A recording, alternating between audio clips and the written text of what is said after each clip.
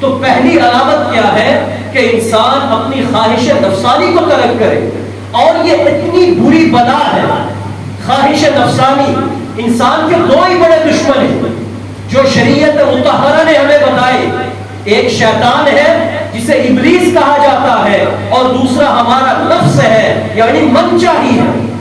اور صوفیاء نے ان دونوں دشمنوں میں سے شیطان کو نہیں، نفس کو انسان کا بڑا دشمن قرار دیا، اس لیے کہ ابلیس کو ورگلانے والی چیز، شیطان کو راہ حق سے ہٹانے والی چیز وہ کیا تھی؟ وہ اس کا اپنا نفس تھا کہ جب اللہ تعالیٰ نے فرمایا کہ آدم کو سجدہ کرو تو شیطان کو کس چیز نے سجدہ کرنے سے آمادہ کیا کہ تو سجدہ نہیں کرنا؟ اس نے کیا کہا کہ میں، یعنی میں یہ نفس ہی ہوتا ہے انسان کا، اس کی خواہش ہوتی ہے کہ اس نے کہا کہ میں تو اس انسان مٹی کے بنے ہوئے پتلے سے بہتر ہوں۔ تو اسی نفس نے، من چاہی نے شیطان کو بھی اللہ رب العزت کے سامنے ملعون قرار دے دیا اور شیطان کو بھی ورگلا دیا۔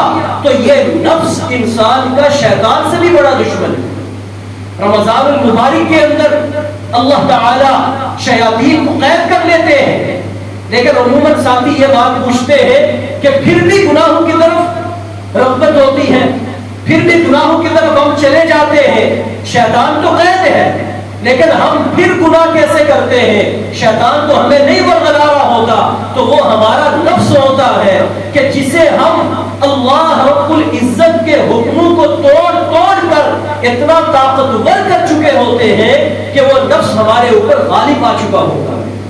اور جب نفس غالب آ جائے اور انسان نفس کے آگے مغلوب ہو جائے تو پھر اللہ رب العزت کا حکم اس سے انسان غفلت برتنے لگ جاتا ہے۔ اور آج ہم اپنا موازنہ کریں، اپنے آپ پہ نظر دوڑائیں، دیکھیں ہم اپنے دنیاوی فائدے کے لیے گھنٹوں سوچتے ہیں، فکر کرتے ہیں، کوشش کرتے ہیں، بھاگ دوڑ کرتے ہیں، نیند قربان کرتے ہیں، پیسہ خرچ کرتے ہیں، جان لگاتے ہیں، وہ چیز جس سے ہمارا دنیاوی بھی، حشر کا بھی، آخرت کا بھی فائدہ ملا ہوا ہے، اور وہ کیا ہے؟ اللہ تعالیٰ کا قرب۔ اس کے لیے ہم کتنا سوچ رہے ہیں؟ آج ہماری سب سے بڑی مصیبت اور المیہ یہ ہے کہ ہم نے اللہ کا قرب پانے والی چیزوں کو چھوڑ دیا۔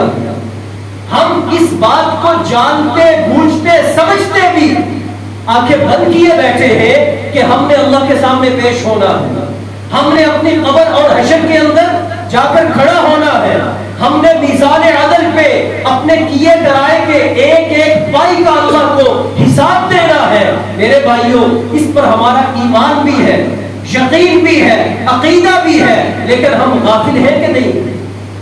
یہ غفلت کیوں ہے؟ کیا ہم نے مرنا نہیں؟ کیا ہم نے قبر کے اندر جانا نہیں؟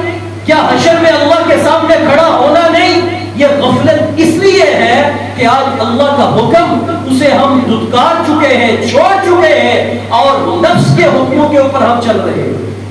تو اللہ کے قرب کو پانے کی پہلی سیڑھی، پہلا حصہ اور پہلی علامت یہ ہے کہ ہم خواہش نفسانی کو ترک کریں۔ دوسری علامت صوفیاء نے یہ لکھی ہے کہ انسان نفسانی خواہشات کو چھوڑنے کے بعد جو حق بات ہے اس کے ساتھ ڈٹ کے کھڑا ہو جائے، جو سچ ہو، جو حق ہو، جو آدمی کسی بات پر حق پر ہے اور آپ کو پتا ہے کہ یہ سچ اور حق کے ساتھ کھڑا ہے، اب اس حق کے ساتھ، اس سچ کے ساتھ، اس سچے آدمی کے ساتھ کھڑا ہونا یہ اللہ تعالی کے قرب کو پانے کی دوسری سیڑھی ہے، دوسری علامت ہے، دوسری منزل ہے۔ آج ہم طرح طرح کی ایسی چیزوں کا شکار ہو جاتے ہیں کہ جس کی وجہ سے ہم حق کو چھوڑ دیتے ہیں، سچ کے ساتھ ہمیں کھڑا ہونا مشکل ہو جاتا ہے۔ مثال کے طور پر ہماری برادری ایک طرف ہے لیکن ہمیں پتہ ہے کہ سچ دوسری طرف ہے، تو ہم اس سچ اور حق کے ساتھ کھڑے ہونے کی بجائے ہم اپنی برادری کے ساتھ کھڑا ہونا ضروری سمجھتے ہیں کہ کل ہم ان کو کیا منہ دکھائیں گے. میرے بھائیوں اس وقت یہ سوچا کریں کہ جس اللہ نے مجھے پیدا کیا, اس برادری کو پیدا کیا, اور کل یہ سب میرے ساتھ قبروں کے اندر جائیں گے, وہاں اللہ کے سامنے کھڑا ہو کر میں کیا جواب دوں گا کہ اے باری تعالیٰ تو نے حق میرے اوپر ظاہر کیا, مجھے حق سچ اور انصاف کا پتہ تھا لیکن میں پھر بھی حق پر کھڑا نہیں ہوا. میرے بھائیوں کل اللہ تعالیٰ کے سامنے اس بات کا ہم کیا جواب دیں گے؟ وہاں تو برادری تو دور کی بات ہے, اولاد بھی اپنا ساتھ نہیں دے گی, بیوی محبت کا دم بھرنے والی وہ ساتھ کھڑی نہیں ہوگی, حتیٰ کہ والدین جن کی محبت جن کی وفا اولاد کے لیے بے لوث ہوتی ہے, کسی غرض کے بغیر ہوتی ہے, یہ اللہ تعالیٰ نے ان کے دل میں ایسی محبت کو پروان چڑھایا وہ بھی اس کی اپنی اولاد سے بھاگے گا. اتنا نفسی کا عالم ہوگا. تو اس میدان حشر کے اندر جب سارے ایک طرف ہوں گے اور اللہ اس حق کے بارے میں سوال کریں گے کہ تو اس حق کے ساتھ کھڑا ہو سکتا تھا لیکن تو حق کے ساتھ کھڑا نہیں ہوا, تو میرے بھائیوں آج ہم سوچیں کہ ہم اس وقتی فائدے کو تو اختیار کر رہے ہیں لیکن جو میرا ہمیشہ کا فائدہ ہے اس کا میں نقصان کر کے اللہ کو کیا جواب دوں. تو اللہ کی ذات حق ذات ہے, تو جب آپ حق کے ساتھ کھڑے ہوں گے تو ذات حق آپ کے ساتھ ہو جائے گی, اور جس کے ساتھ ذات حق ہو جائے یعنی اللہ کی مدد اس کی نصرت جس انسان کے ساتھ ہو جائے اور وہ حق کے ساتھ کھڑا ہو تو پھر دنیا اس کا بال بیکار نہیں کر سکتی. یہ صرف ہم نے یہ چیز بنائی ہوئی ہے, وقتی نقصان ہمیں نظر آئے گا لیکن حقیقت کے اندر ہمارا فائدہ اور ہماری کامیابی کب ہے؟ جب ہم حق کے ساتھ کھڑے ہوئے, اور جب حق کے ساتھ ہم کھڑے ہوئے تو آپ سمجھ لیں کہ ہم اللہ تعالیٰ کے دو حصے قریب ہوں گے. پہلا کیا کہ اپنی خواہش نفسانی کو ترک کرے, اللہ کے قرب کو پانے کی پہلی علامت, اور دوسرا ہم حق کے ساتھ ڈٹ کر کھڑے ہو جائیں, یہ اللہ کو پانے کی دوسری علامت. اور تیسری علامت صوفیہ نے یہ لکھی ہے کہ انسان اللہ کے بندوں کے ساتھ تواضع والا معاملہ اللہ کے لیے اختیار کرے. ہمیں اللہ تعالیٰ نے اپنا بندہ بنایا ہے. کیا بنایا ہے؟ بندہ, مالک نہیں بنایا. یا ہمیں اللہ تعالیٰ نے کوئی اور لقب نہیں دیا. ہم کس شمار کے اندر ہیں؟ بلکہ ایک حدیث ذہن میں آ گئی, سرکار دو عالم حضرت محمد مصطفیٰ احمد مجتبیٰ بلند آواز سے کہے صلی اللہ علیہ وآلہ وسلم, آپ کو رب تعالیٰ نے اختیار دیا. کس بات میں اختیار دیا؟ کہ آپ اگر چاہیں تو ہم آپ کو نبی اور بادشاہ بنا دیتے ہیں, اگر چاہیں تو ہم آپ کو اسی طرح رکھتے ہیں جس طرح آپ کو ایک بندہ ہم نے رکھا ہے.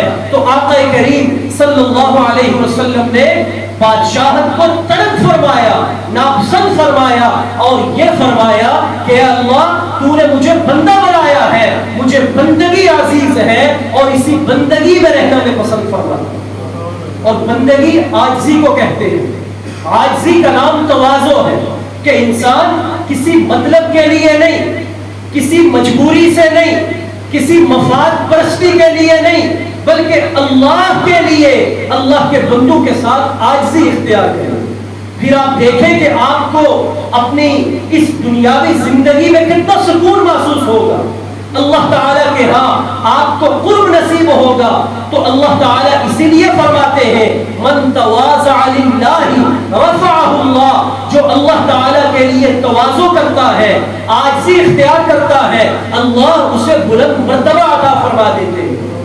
آج اگر ہمارے آگے کوئی بڑا آفیسر آ جائے, میئر آ جائے, گورنر آ جائے, کمشنر آ جائے, وہاں ہم عاجزی کرتے ہیں, ہم اسے بڑا مقام دیتے ہیں, بڑی عزت سے ملتے ہیں اور بڑی عاجزی اور مسکنت کا اظہار کرتے ہیں. میرے بھائیوں یہ مجبوری ہے, یہ آپ اللہ کے لیے نہیں کر رہے. اگر وہی انسان اس سے وہ میڈل اور عہدہ لے لیا جائے اور ایک عام حالت کے اندر آپ کے پاس آئے تو آپ کا اس کے ساتھ وہ طریقہ کار نہیں ہوگا جو اس عہدے کی وجہ سے ملنے والا طریقہ تھا. تو اس طرح انسانوں سے انسان تواضع نہ کرے. بلکہ للہ، اللہ کے لیے تواضع کرے کہ اپنے آپ کو انسان مٹائے. جس طرح آپ گندم کا بیج زمین کے اندر ڈالتے ہیں تو وہ مٹی میں ملنے کے بعد گل و گلزار بن جاتا ہے، اس کی پھر شان اور خوبصورتی بنتی ہے. اسی طرح جب ہم اللہ تعالیٰ کی مخلوق کے آگے عاجزی اختیار کریں گے، محبت کریں گے، تواضع اور انکساری کے ساتھ ہر ایک کے ساتھ معاملہ کریں گے، تو یہ میرا تیرا نہیں، یہ کائنات کے سب سے سچے آقا کا فرمان ہے. رفعہ اللہ، اللہ تعالیٰ اسے ذلت نہیں بلکہ اسے بلندیاں اور عزت نصیب فرمائے. تو یہ تین علامتیں اللہ تعالیٰ کے قرب کو حاصل کرنے کی علامتیں ہیں. اگر کسی انسان کے اندر یہ آ جائے، وہ اس بات پر سجدہ شکر ادا کرے کہ میں اللہ تعالیٰ کا قرب حاصل کر چکا ہوں، میں اللہ تعالیٰ کا محبوب بن چکا ہوں. وہ کیا ہے کہ انسان خواہش نفسانی کو چھوڑے، اللہ تعالیٰ کے حکم کو اپنے اوپر نافذ اور غالب فرمائے. اور دوسرا کیا کہ انسان حق کے ساتھ کھڑا رہے. بے شک مقابلے کے اندر اس کا اپنا پیارا اور عزیز رشتہ دار کیوں نہ ہو، لیکن جہاں پر حق کی بات آئے وہ وہی بات کرے جو جناب نبی کریم صلی اللہ علیہ وسلم نے ارشاد فرمائی کہ جس طرح ایک قبیلے والے آ گئے، معزز لوگ تھے، اپنے علاقے کے بڑے شرفاء تھے، ان کی بیٹی سے چوری ہو گئی، نام اس کا فاطمہ تھا.